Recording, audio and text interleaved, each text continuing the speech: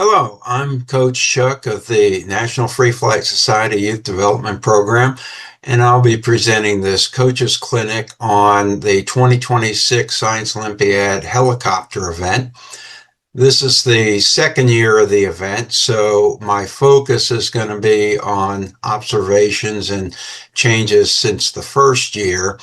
The previous coaches clinic went through the rules in detail, and that coaches clinic is still available on the National Free Flight Society website at freeflight.org. So if you want detailed explanation of the rules, I would go there as well as this presentation. We'll look at a brief look at the event description and the rules, but again, not go into a lot of detail on the rules. A brief look at the resources available online. And then we'll spend a good chunk of time on issues observed over the last year of flying, and then a little bit about winding and flight optimization.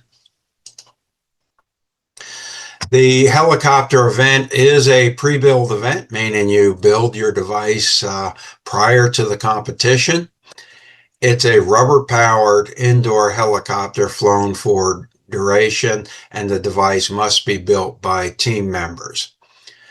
One of the keys that Science Olympiad has gone through for a number of years with the flight events is the device is presented in a box that is supplied by the team, and the outer dimensions of that box must meet the specification. This is a big area that people don't pay attention to. The score is the best of two flights duration, so you get two official flights, and your best flight counts as your score. Kits are permitted. And like I said, the rule by rule discussion is in last year's coaches clinic. You have a QR code here as well as a link to both the PDF and the video. The flight event, helicopter event in this case, is not a design event per se, but a flight optimization event. And that's why kits are permitted. Because we want you to get in the air quickly and start optimizing how your device flies. It's not so much about the device, but your process of optimization. Data collection and recording is critical to the success, and they offer a 10% or a 20% bonus for a complete log. So logging your data is important. Building light is very important. Try to reach your minimum weight, which is 4 grams. But do so accurately. Most of the kits include various fixtures so that you can build a straight and accurate helicopter. Take lots of data, and this means fly a lot. There's no substitution for flight experience and optimization. Flights can be done in a living room and a classroom. It's good to get some flights in a full-size facility that matches your competition facility, but you can learn a lot about winding, about optimizing the rubber to the rotor and so forth in a smaller facility with a lower ceiling without risking damage to the helicopter. Just quickly, some of the parameters. Kits, plans are self-designed. It really doesn't matter where you get your device ideas from, but nothing can be pre-glued or pre-covered. It has to fit in a team-supplied box, which is called a measurement box in the rules. And the outside dimension, including any attachments on the box, is 32 by 24 by 47 centimeters. This is important. If you have handles sticking out of the box, those count in the measurement. If you have a permanently attached lid, that counts. You can remove the lid to meet these requirements. The box cannot change the shape of the helicopter. It can't flex to fit fully in the box. It has to fit in without changing shape. And it has to fit fully into the box. The team's responsible for verifying their box dimensions. Just because you buy a box that states that it fits the dimensions doesn't mean it actually does. If your box is too big, or if the helicopter doesn't fit fully in the box, it will be tiered. The rotors have to be student built, up to 3 rotors. There's no limit on the chord or number of blades, although we'll see there's a new bonus for the number of blades. Up to 2 helicopters can be presented for inspection. I highly recommend you have 2 helicopters. It's a 2-student team, and there's a bonus for complete or partial lock. Now, this year, one of the big changes is a 10% bonus for using only 2-bladed rotors. The 2-bladed rotor is seen as a simpler build, and I believe they wanted to encourage getting away from the complication of the 4-bladed rotor, but it's only a 10% bonus. So you have to evaluate whether it is a positive or negative going down to a 2-bladed rotor. It is easier to build, but some people have found that the 4-bladed top rotor is more effective. Others are going with 2-bladed rotors. So there's an opportunity for optimization against this bonus. See if you can make it work. Another change sent from last year is the log requires units on all numerical entries. If your torque meter, if you're using a torque meter and it has arbitrary numbers on it without units, state so. Just put arbitrary as the units, and that's permitted in the rules. And then there is a clarification. The small dime-sized disc requirement has been clarified that the flat face of the disc is what comes in contact with the ceiling, not the edge of the disc. So those are basically the primary changes, maybe a few other clarifications, but nothing significant. Let's look at resources. The National Free Flight Society continues to develop resources, and we have a web page, the top QR code, and I'll make those clickable. So if you don't do QR codes, you can click it to go directly to our website and our help section on that website. We include some plans, links to plans. We include a lot of videos and a lot of how-to documents and help. In addition, we strongly recommend the Scioli online forums. Several of the NIFAS coaches spend time on those forums almost daily, and it's a good place to get answers. We do like the forums over some of the places like Discord because it's a little more archival, a little easier to find answers. Getting started in Heli, this is a link to a document we have. If you don't know where to start, this is a good place to start. And then our YouTube channel is linked from our help web page, but this is a link directly to the channel, and the top section of that channel is playlists specifically for Science Olympiad. So check those out. Great resources there, great sources of help. I'm not going to go into a lot of details on the kits that are available. These are the major kit suppliers. Freedom Flight Models very consistently has high performance kits. J&H Aerospace, Josh is a very active flyer in indoor and outdoor free flight and has a different approach to his helicopters from Freedom Flight Modelers and has been very successful. Guru Engineering is a nonprofit group out of, I believe, West Virginia. providing a low-cost, highly effective kit. It's all laser cut, all balsa, where some of the others have carbon fiber. Laser cut planes is known for very simple construction, very straightforward, effective solutions, and cost effective as well. Retro RC came in a little late last year, but they do have a helicopter kit. It's a very basic, simple kit with sheet balsa rotors. This makes the build very rapid, probably less than an hour to completely build the thing, and it will give you successful flights. Ward Scientific is the only sanctioned kit supplier, sanctioned by Science Olympiad.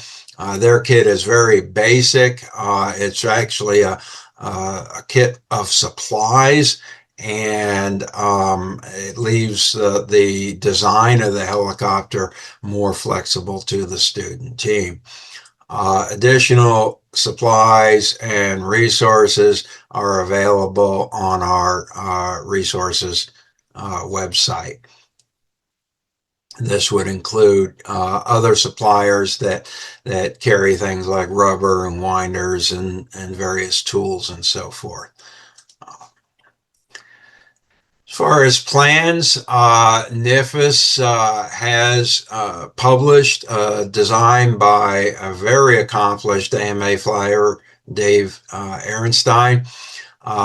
He tried to keep it very simple, both the construction and the sourcing. You should be able to build his design with Hobby Lobby supplies. Should be an effective helicopter if you're wanting a scratch build. That's one place to start. He uses a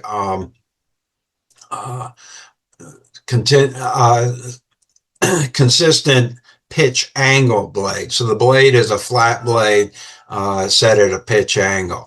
The other the other plan that we present on our website is the River City Rocket. This is a fairly old design and would have to be adjusted for this year's rules as far as size. But this is a typical, what we call an X rotor.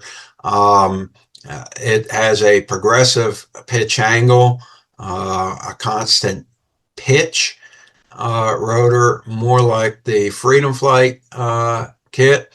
And it's very simple to build. So those are two plans if you don't want to start with a kit. Good resource to have. All right, moving on to suggestions for your approach.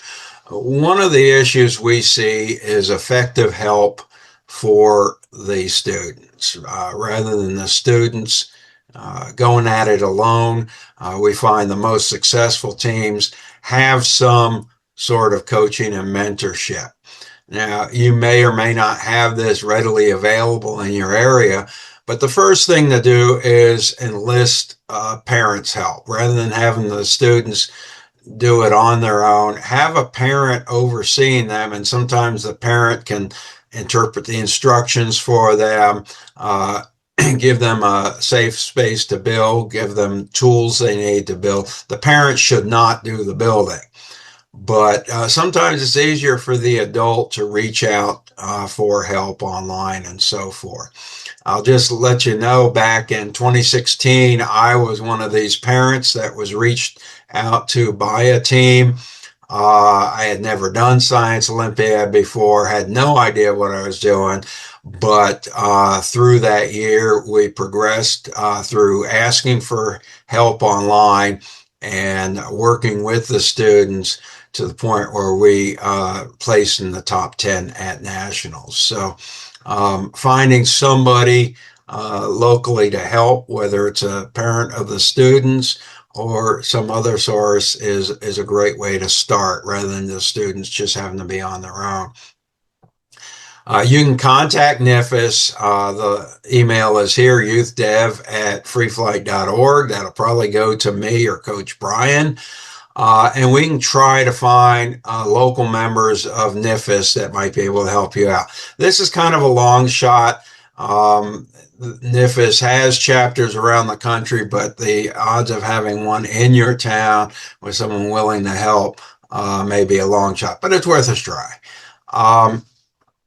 You can look at AMA's website, Academy of Model Aircraft. They're at www.modelaircraft.org, and they have a club finder. You can put in your location and find a model airplane club. They probably won't be free flight. They probably won't be indoor, but they will have people who are enthusiastic about flying model airplanes, and any model airplane experience is better than none. I started as a 200-mile-an-hour RC pylon racer, and I came in and have continually helped Science Olympiad teams since getting roped into it. So that's a good resource. And then using the Science Olympiad forums, I mentioned them earlier, to contact coaches such as myself, Coach Brian, Coach Jeff Anderson, and others are on that forum. Okay, let's start looking at some of the big shortfalls we saw last year. And the biggest one is the team supplied measuring box. Now, you'd think that building a measuring box would be one of the most straightforward pieces of the puzzle for helicopter, but incorrect boxes were the most common cause of tiered entries. So it's important to get your box right. The outside dimensions of the box, probably on 25% of the boxes at regional and state, in my state, were too large. The kids would bring a box that fit the helicopter, but they would never measure it compared to the rules. The other issue we saw with boxes is a box that perhaps is smaller than the rules would require, but the helicopter didn't fit fully into the box, and that violates the rules and is a tierable offense. So even though the helicopter would fit in a box that was maxed out to the rules, the box they provided did not fully fit the helicopter, and by rule, that's tierable. So the outside, including all attachments, is 32 by 24 by 47 centimeters. I would make it a couple millimeters smaller than that just to be sure. The top kits are going to need a maximized box. So make sure that you get a box, and most likely have to make a box, because off-the-shelf boxes aren't going to go right to the maximum of the rules. Many off-the-shelf boxes, especially plastic boxes, are going to be oversized and not according to the rule. You can build a box with a $8 foam core science fair display panel from Hobby Lobby, and I have a video of that. It's linked by the QR code here, and in a half an hour you can build yourself a box as shown in this picture that's very stiff, meets the rules, and does a good job. I just throw a cardboard cover on that that's not on it when we get measured. So build your box, check your box, double check it. Logs being incomplete or absent, probably 40 to 50% of the teams I judged at regional and state had missing logs or incomplete logs. This is a free 20% bonus. That's huge. Logs are not just to meet the rule, it's also critical to flight improvement. The data in the logs is useful for knowing what to try next. You're required to have a complete log to have 10 flights minimum and 6 parameters minimum. 3 are required and 3 are choice. These parameters should be measurable, observable, and they are now required to include units. Now, the rules do allow for parameters such as torque with a torque meter that just has arbitrary numbers on it, you can just label the units as arbitrary because there are no known units for that device. But you do have to, if it's a numerical entry, you have to include units. We have an example log on our website linked here with the QR code. And it not only has this example log that you can use, but then it's got multiple pages with an explanation of each column and how you measure that and why it's important and so forth. So I highly recommend you downloading that sample log and using that as a starting point. It's by no means an exhaustive log, but it will meet the rules and it will help you to understand what each column means. The required entries are motor size, which could be the length of the loop, it could be the width, it could be the density in grams per inch, it could be the mass of the loop. The Science Olympiad intentionally left motor size as kind of an ambiguous column. If you want to give more than one of these parameters, count one as motor size, and the rest of them are additional columns. Number of turns or torque at launch. Actually, I think this year they got rid of at launch and now it's just number of turns or torque on the motor. This is supposed to be turns on the motor. They may have gotten rid of that word too. But I see a lot of people give turns on the winder. Be sure to note if you're giving turns on the winder. You can see in the example log here, it shows divided by 15 because it's a 15-to-1 winder in this case. You're required to have 3 additional columns minimum. Some useful ones are altitude, which would be your ceiling height, assuming the heli flies up to the ceiling like it should. The torque at launch, remaining turns or torque after the flight. This is actually a very important parameter for optimizing your rubber to your helicopter. Unwinds before launch. Rubber has hysteresis and it's beneficial to wind it up almost to braking, but then your helicopter might not be able to handle the full torque. So you want to unwind to a certain torque or unwind a certain number of turns before launch and record how many unwinds you had. Rotor details such as pitch. But if you're not going to be willing to make changes or adjustments to that, you may not want to have that as a parameter because it's fixed for your entire competition or testing. The additional motor size parameters are all suitable for additional parameters. However, they should be things that are data, things you can measure or adjust. Things like the date, the flight number, the time of day, that kind of thing generally won't be considered as valid data parameters.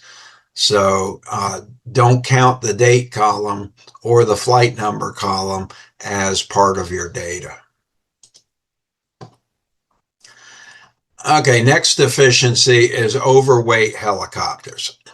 Because the entire weight of the helicopter is supported by the rotors, excess weight means the rotors have to spin a little faster to hold that weight up, and so you use up your rubber faster. You need thicker rubber or wider rubber to lift that extra weight, and so the wider rubber won't take as many turns. You're using the turns, you do get in there faster, so it really spirals down quickly. Having excess weight is not a good thing.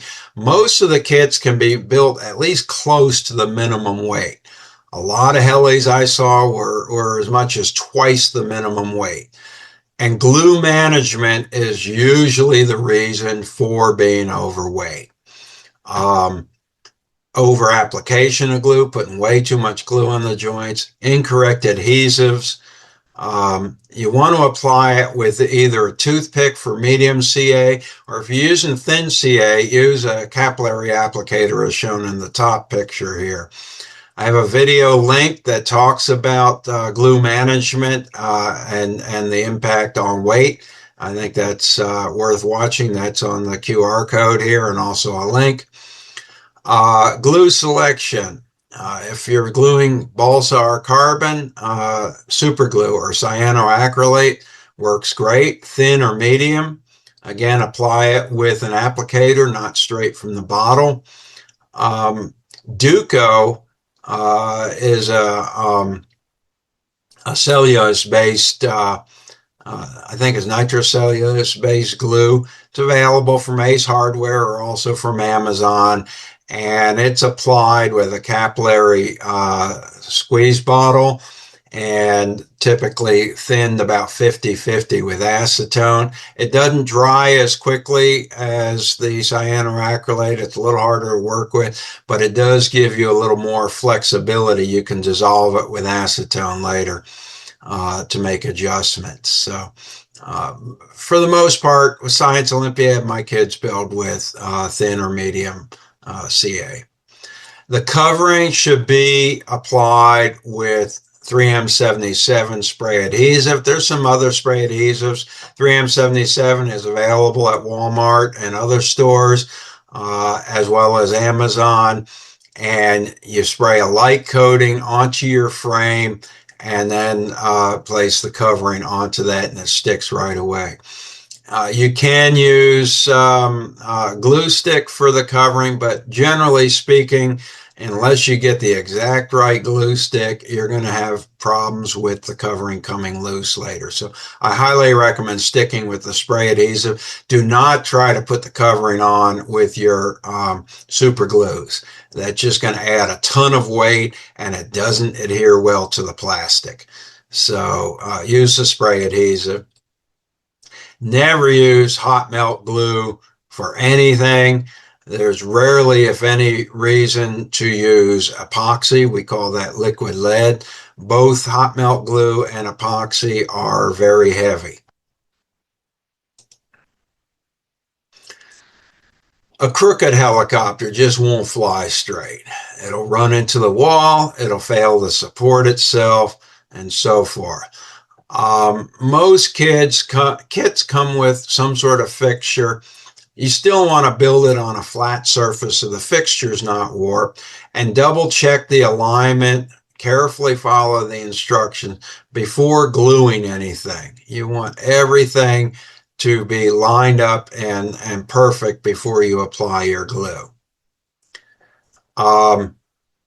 Carbon spars. I'm not sure if any of the kits have carbon spars this year or not. I don't know yet. I haven't seen the majority of the kits yet.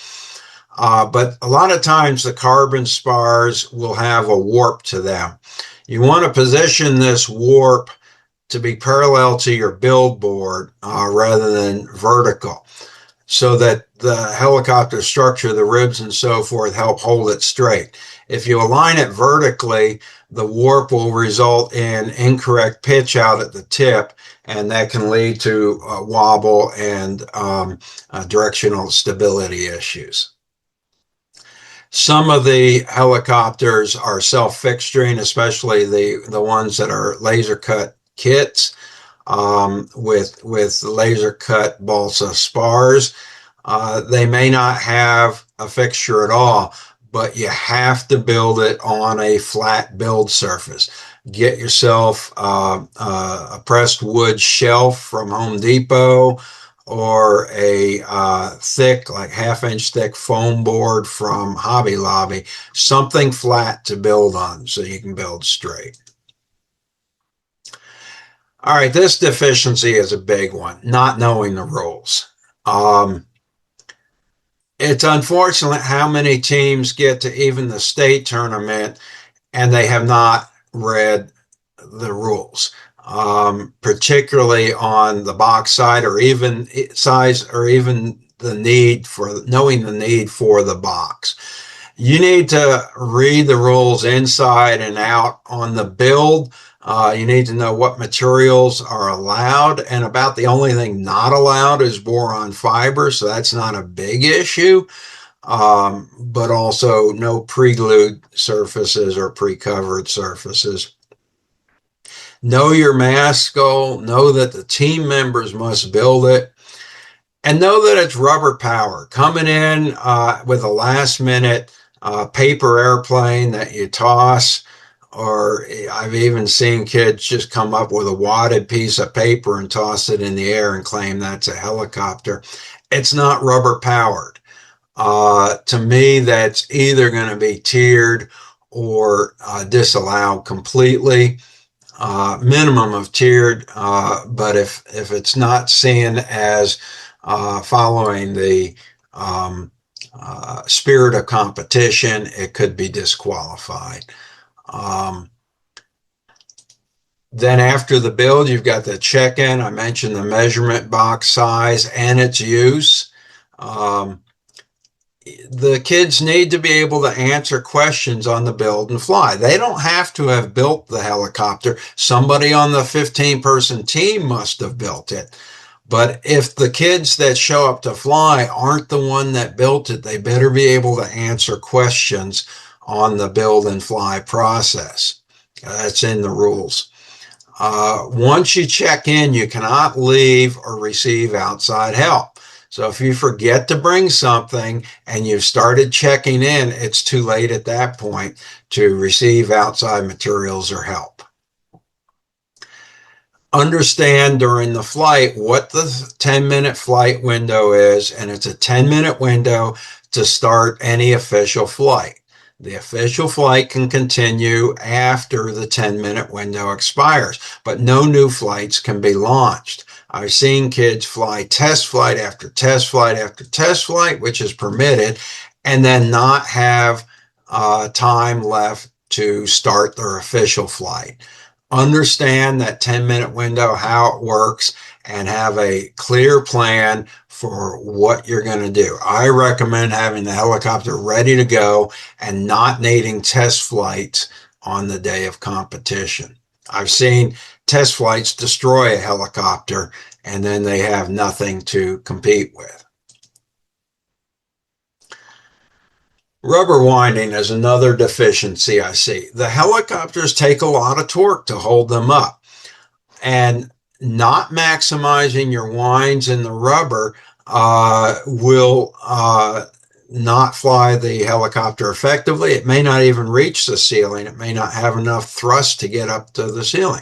Don't leave the ground with an empty tank. Learn how to maximize the winds in the rubber.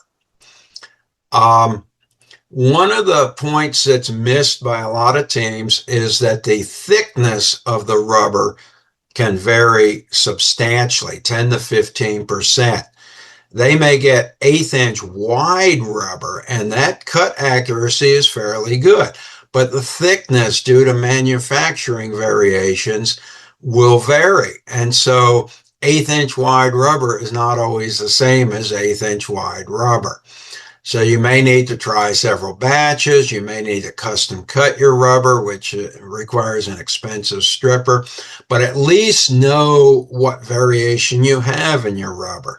And we'll get into that a little bit later, but you can cut blanks, say 30-inch long pieces of rubber, and weigh each of them and categorize them by the weight of your blank before you tie your loop. And that will help you to understand which rubber is actually thicker, and then match that to your data. Matching the rubber to your rotors is critical. Once you've learned to wind effectively, finding that match is the whole crux of the helicopter event. And you can vary your loop size or mass of your rubber, or if you have a rubber stripper or a source of various widths of stripped rubber, you can vary the width of your rubber. Your highest performance is going to be with the torque meter. It gives you repeatable winding. It adjusts for the thickness of the rubber. But still, without a torque meter, you can follow some processes we have on our website to get 80% of max winds. And I see a lot of kids who are probably doing 15 to 20% of max winds, just doing a light wind on the helicopter. So we have several winding videos on our website. I invite you to take a look at them. One of them is based on the torque meter. We have a new video that shows winding with a companion document off of the without a torque meter, and should give you consistently somewhere around 80% of the max winds. So as far as max winds, you can roughly calculate. This is just a guideline, but we have a max turns calculator on our website. Link is with the QR code. This max turns calculator will estimate the number of turns you can get into your rubber without breaking it. If you find you're not able to get anywhere near this max turns, or 90% or 80% of this max turns, then you need to evaluate how you're winding and use that max turns calculation as a goal. So how do you get these max winds? Stretch winding is very important. You're going to want to stretch the rubber 5 to 8 times its relaxed length. So if you have a 30 centimeter loop of rubber, you're going to want to stretch that to 150 to 200 centimeters, and you're going to want to be consistent about that. Use a ruler and put a piece of tape on the floor so you stretch it to the same point every flight, so that doesn't become a variable. And at that full stretch, you're going to wind 50 to 60% of your max turns. The reason for this is stretching keeps it from forming knots. You're just twisting the rubber at that point. Once the rubber starts to form knots, you sequester that rubber, and you can no longer twist that little part that's tied up in the knot. And so as you get shorter and shorter, it starts to form knots, and you can't get more turns into the rubber. So you have to apply most of your turns while you're out at the full stretch, then walk in while you're applying the rest of the turns. You never stop turning. You can slow down on turning, but walking in without turning, you're going to form these stringy knots that just interfere with the motor stick and so forth. Typically, a 2-gram piece of 1/8 inch rubber is going to take somewhere on the order of 1,300 turns to break. So 80% of that, you should be able to, for a 2-gram 1/8 inch loop, you should be able to wind safely somewhere around 1,050 turns. I see many teams putting 200 to 300 turns on the rubber. And this isn't winder turns, this is turns on the rubber. So they're barely getting started. They're nowhere near the maximum capability of that rubber.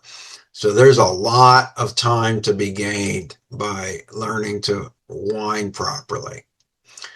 You can find the breaking turns of the rubber by making some short loops. Say you're aiming for a 30 centimeter loop. You can make some loops that are, say, 7.5 centimeters, so 1/4 of the 30, and wind those samples to breakage. Stretch it out to 5 to 8 times of its relaxed length, and wind it at full stretch until it breaks. Then you can try winding to 60% of that number of turns at full stretch, and then start walking in, adding more turns, and get it to break when it gets down to 7.5 centimeters. Putting more turns in after you've walked in will break the rubber, but it's not representative of what the rubber can take, because there's at that point, the rubber is all knots. There's nowhere to put new turns. So putting new turns in when it's already knotted up is going to break the rubber. So you need to learn to put the turns in early before you walk in. Lube is critical. Without lubrication, the rubber will scuff and cut itself, and typically your max turns are less than half of what you can get with lubricant. Use only a silicone lubricant. RC shock oil is good. I use that. Armor All original formula, you can get it from Walmart or AutoZone, is it's a silicone oil suspended in water. Dow 33 Moly Coat is a paste, and it can be rubbed into the rubber. I prefer the shock oil. You put a little of the oil in a Ziploc bag, whether it's Armor All or the shock oil, then add the rubber loop and squish it around, and it distributes it over the whole piece of rubber without you getting messy. The Moly Coat, you've got to rub into the rubber with your fingers. Petroleum lubes will destroy the rubber. I've seen teams come in with WD-40, with motor oil, who knows what else, and they say they practice with it all the time, and then they come check in and go to wind, and all of the rubber breaks, even just taken out of the bag or on the first couple of winds, and they don't understand why. Well, they practiced by spraying the lube on and immediately flying, and here they left the lube on the rubber overnight in preparation for competition, and it just ate up the rubber and there's no strength. So avoid petroleum lubrication. WD-40 is not a proper lubrication. All right, so another deficiency I see is people winding on the helicopter. Proper winding, you're going to wind to near braking torque because of the hysteresis in rubber, and then you're going to back it off to a launch torque, whether you have a torque meter or not. Doing this on the helicopter, you risk breaking the rubber on the helicopter, which will do damage, or you risk over torquing the hook on the helicopter or the motor stick and breaking that. So you want to wind off of the helicopter and then transfer that to the helicopter. You can use a torque meter on a winding board like shown in the picture here. You can use a stooge, which would be a simple hook, a small wire hook on a board that's either clamped to a bench or a chair, or in the worst case, have a partner stand on the board. The board can have either a torque meter or just a stooge hook. A simple screw hook can be a stooge, but it got to be pretty small in diameter. Okay, and then transferring the rubber to the heli after you unwind. So you've wound it up to near braking. You've unwound it a few turns to a safe level based on your testing. And you want to have the wound length on your stooge to be the same as your heli's hook-to-hook length. You don't want to change the length as you're moving it to the heli, or this can make stringy knots. You want to keep the motor stick in line with the rubber at all times. You can see here the rubber is fairly close to being parallel to the motor stick. I've seen kids hooking on one end and they're 90 degrees to the motor stick, and you end up damaging your prop shaft when you do that. Most of the kits will include Buna rubber O-rings. You put 2 of those on the rubber before tying your knot, and that makes transferring easy. It's the O-ring that hooks onto the 2 hooks on the helicopter, rather than trying to open up a loop on the tightly wound rubber. The O-rings make for easy transfer. Buna rubber is the easiest to work with. You can also cut O-rings out of a hard plastic antenna tubing from the hobby store. But for most teams, I recommend using the Buna rubber O-rings. One of the issues we found last year is teams using incorrect winders or torque meters. Um, the first one is a 21 to 1 or even a 15 to 1 winder.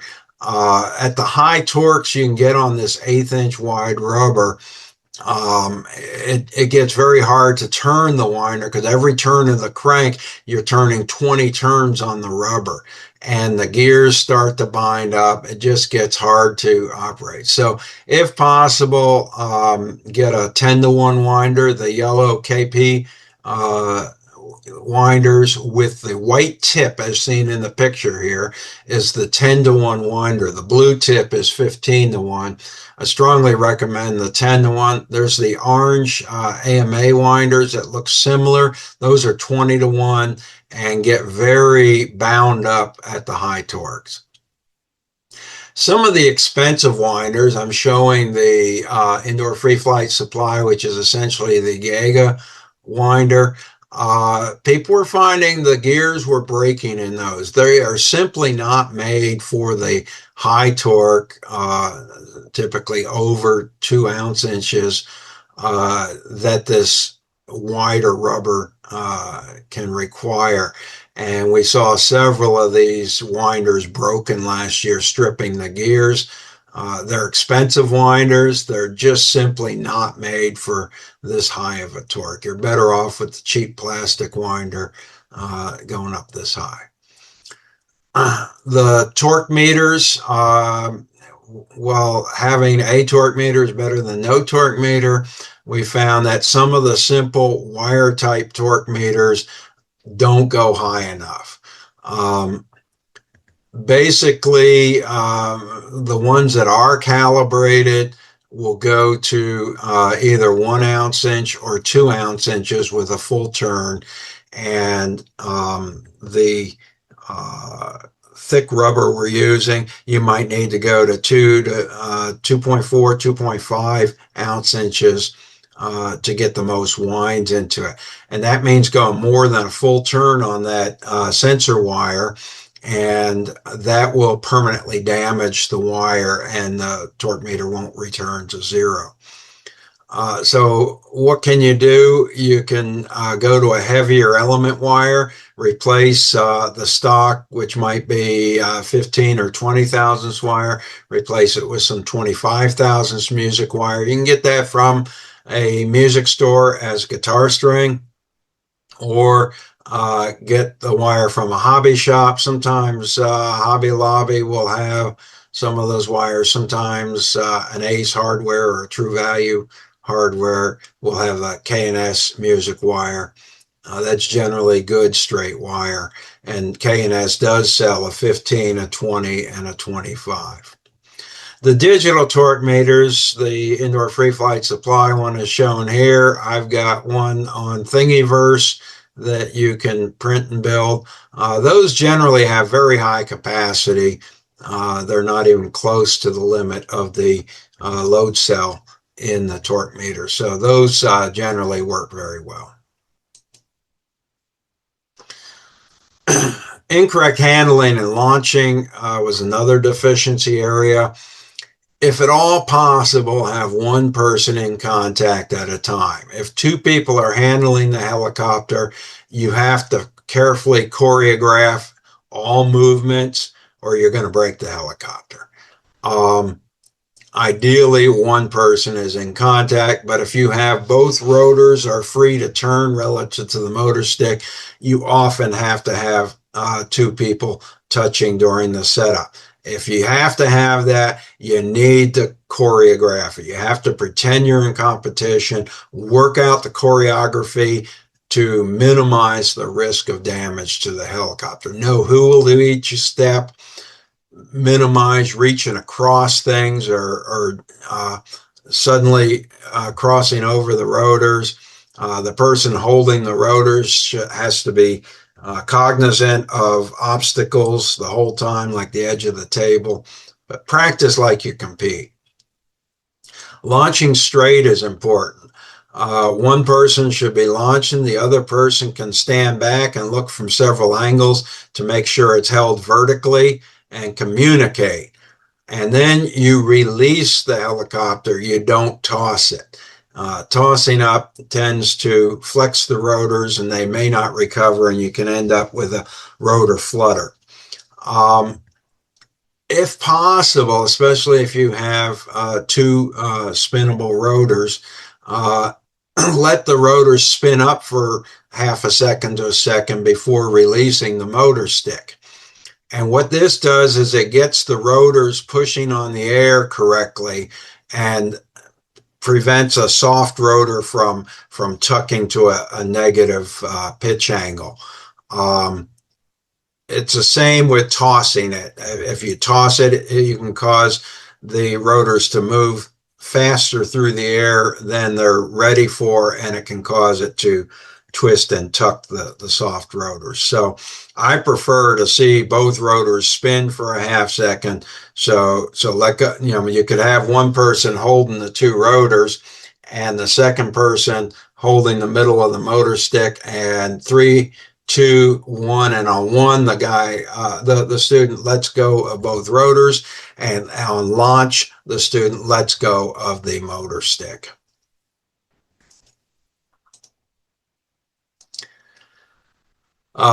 We mentioned in the deficiencies straightness. A straight helicopter at 5 grams or less and decent winding should very easily attain 30 to 60 seconds. It should climb straight to the ceiling directly above where it was launched.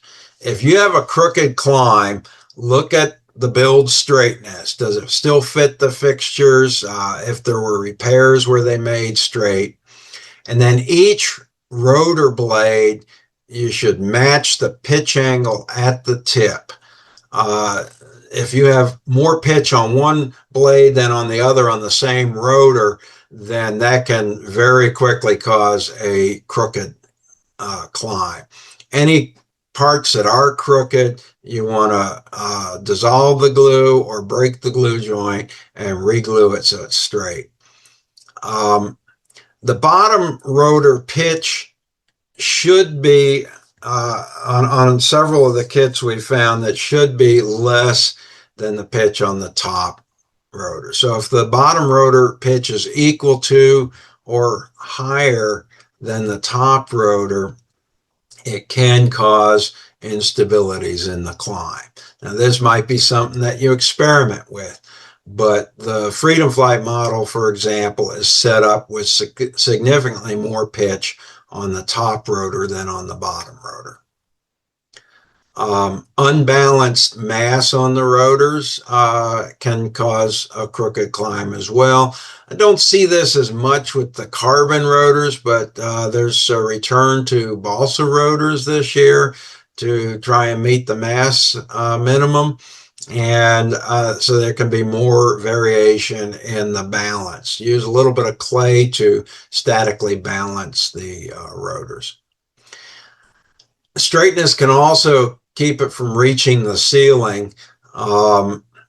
If the helicopter has a lot of crookedness issues, it may just not fly efficiently. But it can also be winding technique. Use the max turns calculator we discussed. If you're not getting 80% of max turns, look at your winding technique.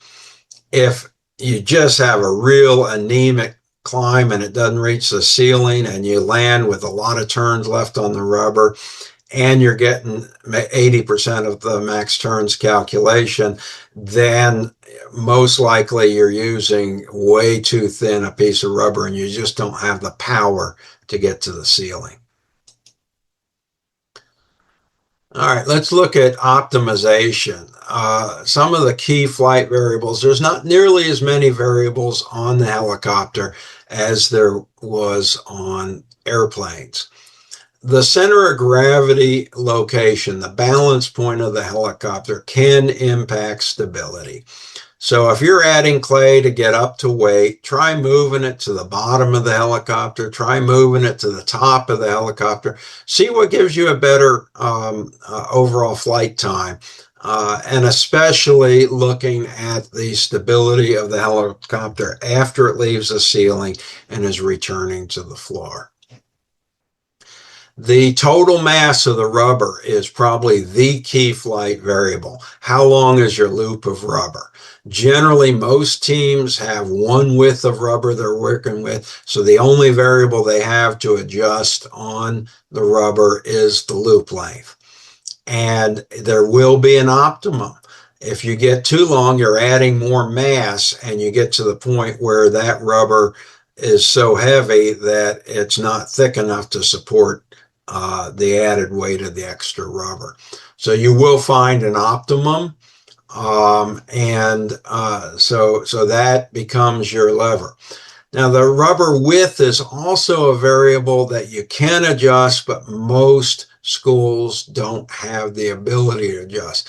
Basically, it requires an expensive tool called the rubber stripper to cut your rubber to your desired width. But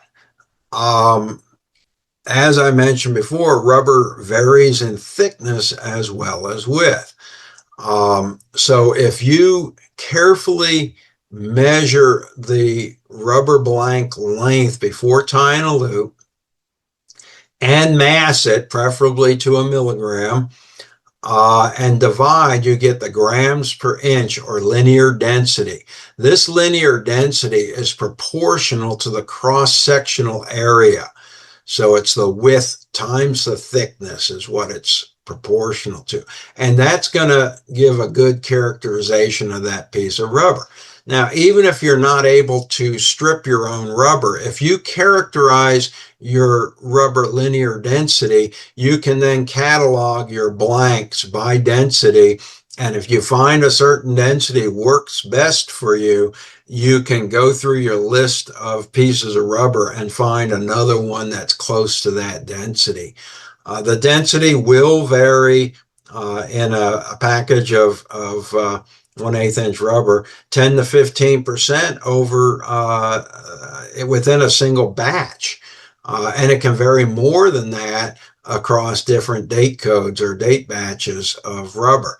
So it's not 100% necessary to characterize the linear density, but even if you can't cut your own rubber, it's helpful to know what your density is and to rate your rubber by density. Launch torque is an important parameter, and you can either have a torque measure and measure launch torque, or count the number of back off turns from max turns to get to your launch. If you have too much launch torque, you can actually flutter your blades and get a crooked launch or an inefficient launch.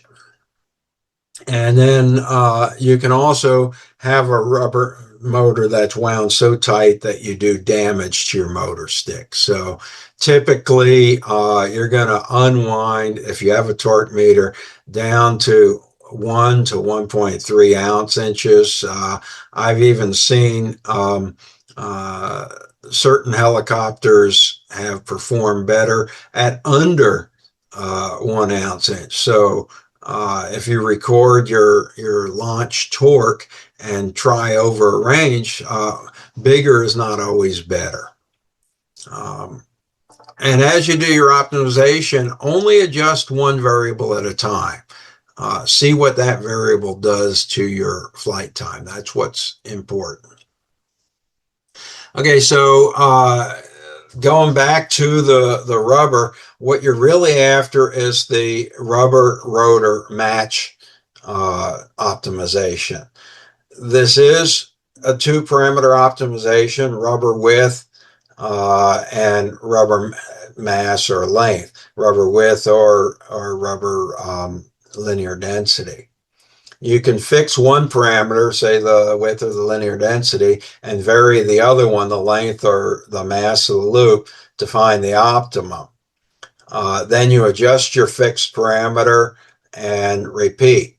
If you only have one size of rubber available, then just optimize the mass or length of your loop. But be aware that the stock rubber may vary in linear density due to the thickness variations. The optimum is the maximum time on the stopwatch. That's your best indicator because that's what you're trying to compete with. So one of your indications whether you're close to optimum is how many turns are left on the motor after landing. Too many turns, say more than 100, 150 turns, is going to indicate that you need to use wider rubber or a shorter loop with less mass.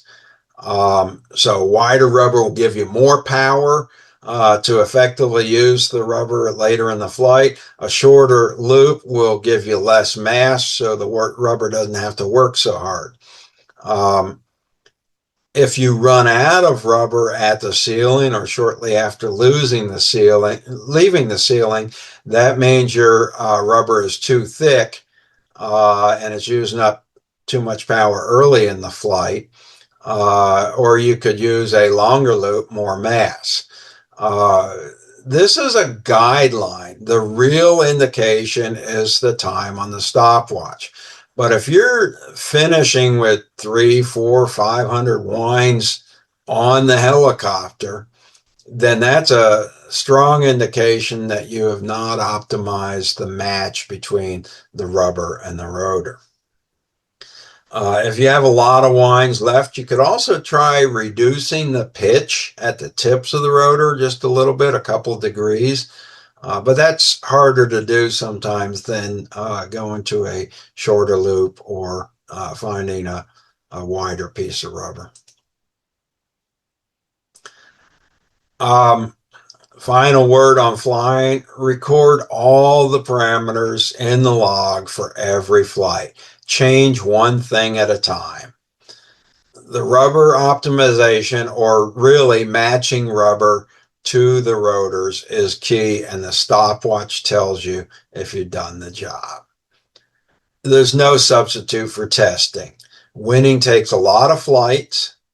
You don't need to do all the flights in a gym. And in fact, if your gym has girders, you don't want to do the testing in a gym. Go to the library, go to the auditorium, something with a smooth ceiling. You can do a lot of testing in the classroom or even at home in a 8 to 10 foot ceiling and look at the number of winds remaining as a telltale. Now, if you have a lower ceiling, you're probably going to need slightly thicker rubber to not have as many winds left. But let's say you're going to be competing in a 25-foot ceiling and you've got a 10-foot ceiling to work with, you're going to live with more winds left on the motor at the end of the flight because those will get used up some as it comes down from the taller ceiling.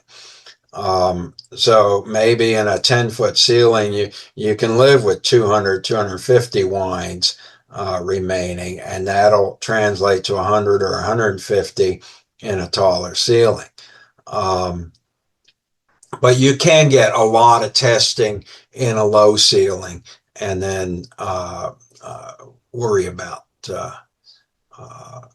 fine-tuning to a higher ceiling right before your event. So I hope this has been helpful and gives you some direction on what to focus on this year. Like I mentioned, last year's Coaches Clinic is still available, and it goes into more detail of rule by rule what's important. But I figure with the second year, we could just focus on the big deficiencies we saw last year. Check us out on our student resources site.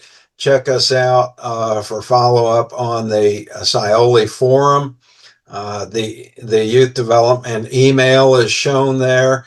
That will get a hold of myself or Coach Brian, but we'll probably direct you to ask your question on the forum so that our answer helps more people. So we're not answering the same things by email to a bunch of different people. One final note, the comments about rules and processes in this presentation are my interpretations only. Official rules clarifications are only available through the Science Olympiad frequently asked questions process. So while I'm interpreting these rules as a coach and as an ES, don't take my interpretations as gospel. If this raises a question in your mind, feel free to discuss it with me through the youth development email. And if there's still a uncertainty about it, submit a FAQ, and they will quickly get back with an official interpretation of the rules. So with that, we'll wrap up today, and I hope you have a successful year flying helicopters. Thank you.